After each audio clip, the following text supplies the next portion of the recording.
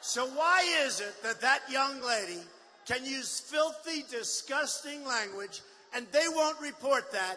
And if I say something in fun that's not even bad, I end up on the front page of every paper in the world, okay? You think that's fair? She's disgusting. She's disgusting. It reminds me of this weekend, this last weekend, the former president of Mexico, right? Vicente Fox.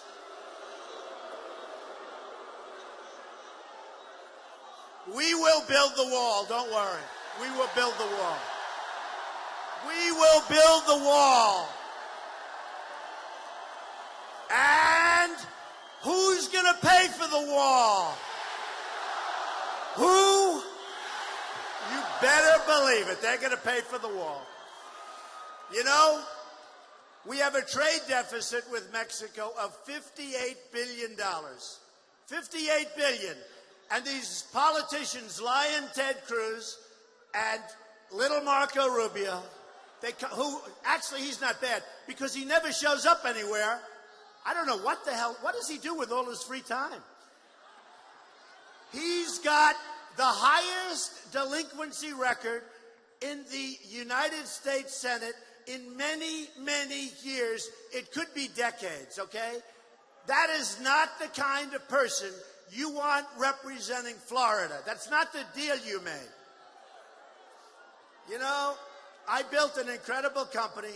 Look, just in Florida, you know what I have. Went over it all along the beach, Doral, Mar-a-Lago, all these things. And I have to listen to this guy, a lightweight, a total lightweight, say, Donald Trump is con. I filed financial papers that show I'm worth over $10 billion. And I don't say that bragging, folks. I don't say it bragging. Some of the greatest assets in the world, great buildings, Trump Tower, 40 Wall Street, 1290 Avenue of the Americas, big chunk, Bank of America, all of this stuff. All of this stuff. Don't worry, get them out. They're quiet. They don't have much of a voice. And then I have to listen to this lightweight say, I'm a con man. Nobody's ever called me a con man before. That's a horrible thing. Then when I hit him back, they say, Donald Trump was very rough. That was not good. But let me tell you, did I kill him in the debate the other night? One of the big announcers said, and it was very interesting, they said Donald got in his head. He was really off, that Donald got in his head. And, not me, we won every single poll as to who won the debate the other night. Every single poll. Drudge had us at almost 70%, but every single poll as to who won the debate, and we won by a lot. Okay, so look, we need greatness in this country now. We don't need mediocrity. We don't need it. We don't need phonies. We don't need politicians, all talk, no action. Get them out. Is this fun? Do we love this? I love it. I love it. Those cameras are turning up there. Look at them. They're like pretzels. They're like pretzels. All right, good. Get them out. Go home. You're lucky. You're lucky it's not 10 years ago. 10 years ago, it would have been a much tougher situation for him. You know, different. You know, speaking of that, they talk about waterboarding and all of these different things, right? And we have to obey the laws. We have to obey the laws. But do you think ISIS is obeying the laws? Can you imagine this? And we have to, and I say this, and I say it very strongly.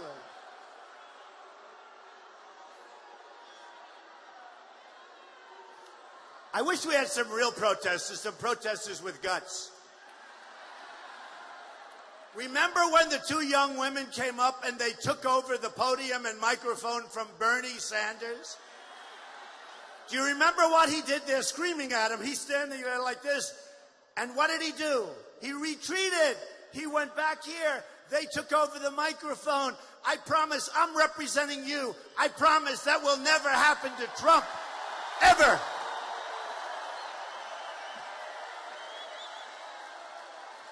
See, our great police, they did a good job. Thank you, police. We love you. We love you. They don't play games. The police in this country, believe me, the police are not treated fairly. One act, which was a mistake or somebody was a bad apple, and it's played in the news all the time. We have to give more credit to our police folks. And we have to stick with them. So then on top of everyone else and everything else, we have Mitt Romney, who choked in the last election. I never thought he was a smart guy. And I keep wondering, I see he's with Steve Forbes today. And I thought Steve Forbes liked me. And they put me down at $4.5 billion net worth. I'm not complaining, but it's much more than that, okay? And I couldn't understand, why is it that Forbes, they just raised me $400 million this year. Now, I should be happy, right? And I am happy. What difference does it make? But I couldn't understand, why are the Forbes numbers so much lower than the value of what I've built? And I started off with very little, by the way. How about this idiot gets up, my father gave me $200 million. $200 million. I only wish, because we own the world. But I like this better. I'm having this. This is much better. But I got a call from my brother and my sister, two great people. I love them. And they said, why don't you correct that? That's so ridiculous. 200, that is so ridiculous. In fact, they said, by the way, if he gave you 200 million, please let us know about it. We'd like a chunk of it, okay? I started off with very little. I started off with great knowledge because I had a father who was a great guy. I had a father who, if he would have seen the Iran deal, and if he would have seen that we gave them $150 billion to a terrorist state, and you know where they're spending that money? Buying Airbus jets, 118 Airbus jets. They're spending it all over Europe. They're spending it in Russia buying missiles, right? They're spending it in Russia buying missiles. They're spending it with everybody but the good old USA. Not going to happen anymore, folks. Not going to happen. And we should have never agreed to negotiate. Remember the art of the deal, great success, all that stuff. We should have never agreed to negotiate. 4 years ago, as they got them, they should have released our prisoners. We should have never, ever agreed to negotiate. And I tell people, and I have fun telling, it's one of the dumbest deals I've ever seen. Let's say they have our 4 people. It actually used to be 3, then they added somebody from the Washington Post, okay? So they had 4. But I would have gone in very easily. Now, they would have said, that's not presidential. Let me be not presidential. But or one of my great representatives. You know, you heard about Andy Beale. You heard about Phil Ruffin. You heard about all of these Carl Icahn. Many of the great business people are endorsing me. Many of the great. And we're going to use them to negotiate our trade deals. These are the best people in the world. These are the greatest negotiators in the world. These are the greatest business people in the world. They don't want anything. They don't give campaign contributions and then say, oh, now appoint me to chief negotiator against China. China is so smart. Mexico is so smart. If you look at Japan, the deals they've made are so smart. Saudi Arabia, we protect Saudi Arabia. Before the oil went down, so now they're making half. They were making $1 billion a day. And we protect them for peanuts. It's going to all change, folks. It's all going to change. It's all going to change. It's all going to change. And it's going to go fast. But my father used to say, and somebody from one of the big papers loved this story. They said, could you repeat the story? But I'll repeat it. But my father used to say to me, you're too tough. You got to take the lumps out. That was the expression he used. He loved me. And he was a strong guy with a great heart. But he'd say, Donald, you're too tough. Take it easy. You got to take the lumps out. And he'd go like this, take the lumps out. Is somebody protesting back there? Get out of here. Out! Out! Get him out. Don't hurt him. Don't hurt him. Don't hurt him. Get out of here. Get out of here. Yeah. Sure. Sure, man. You had your 5 seconds of fame, man. Get out. Don't hurt him. You know, it's funny when I say, like, I'll say, don't hurt him, and the press will say, Trump is getting soft. When I go, get him out and bomb, then they go, it was terrible the way he talked. So I sort of have a middle ground. I say, get him out. And if it's too tough, I say, don't hurt him, don't hurt him, don't hurt him. This way I don't get criticized by the press. But my father, he had a great way, and he was a very, very good negotiator. I learned so much from my father. It wasn't the money he gave, because the money, he loaned me a small amount of money when I started, 1979, 1980, and I built it into a great fortune. And I will tell you, I learned a lot. He used to say, son, take the lumps out. You're too tough. You're too direct. You'll make too many enemies. Me make enemies? Didn't he do a great job with me? Didn't he do a great job? Me, enemies. Look at Romney. The poor guy can't even breathe. He hears the name Trump. He goes, oh, I can't breathe. What a dope. I mean, look. He did one of the worst jobs in the history of politics. He should have won his election. If he devoted the energy and the time to winning his election against Obama 4 years ago, we wouldn't be wasting time here today. This guy was a disaster, okay? I always hate second guessers. There's something about second guessers. And Romney, and I said this, Romney came to see me, and he begged me for my support.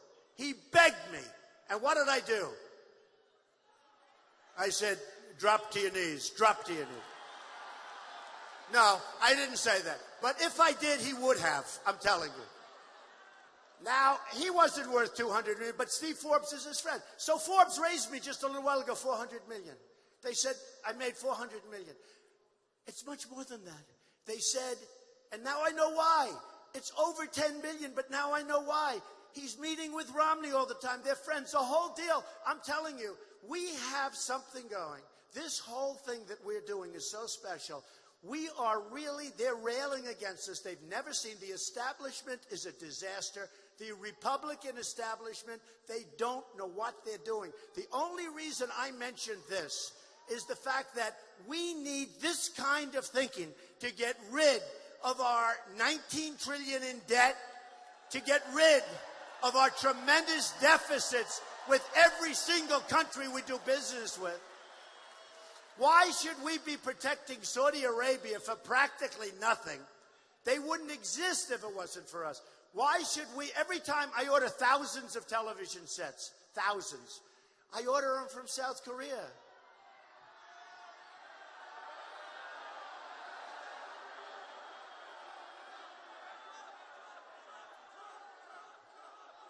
Get them out. Get them out. See, these are bad people. You know the funny thing, we all come, we want security, we want a strong military, we want borders, we want to have a country, we want education, we want good health care. We're going to appeal. I tell you what, we are going to get rid of Obamacare so fast. But we want to have a good life for our families and ourselves. And we all want that, whether you're Democrat or Republican. And these people, they're just, what's going on? It's really ridiculous. It's really ridiculous. It's really ridiculous. So, let's go back to my father, right? So my father would always say, take the lumps out. Son, take, and he'd always go like this. I remember my father passed away a number of years ago, but he'd always say, take the lumps out, take the, and I learned. So here's what we do with Iran. Let's say I'm the negotiator. I'll be the negotiator, even though it's not very presidential. We're supposed to have your so-called John Kerry type do it. What a disaster John Kerry was. He never once walked. So here's what we do. We take the lumps out. Now, before my father gave me this lesson, I would have walked in. I would have said, I want those prisoners back now. I want them back. And, you know, it would have taken a long time. Probably would have gotten it. Now we say, fellas, we got a problem. The prisoners are with you. The prisoners are with you. You don't want them. We do want them. Going to make for a better negotiation. Let them go. We leave because they're not going to do it. We leave. The Persians are great negotiators. We take off. We double up the sanctions. They will call you within 28 hours, and they will say very nicely, congratulations, you have your prisoners. We got our prisoners. Now we have our prisoners back. Now, in the old days, I would have said, they're landed, they're safe, There's 4 years.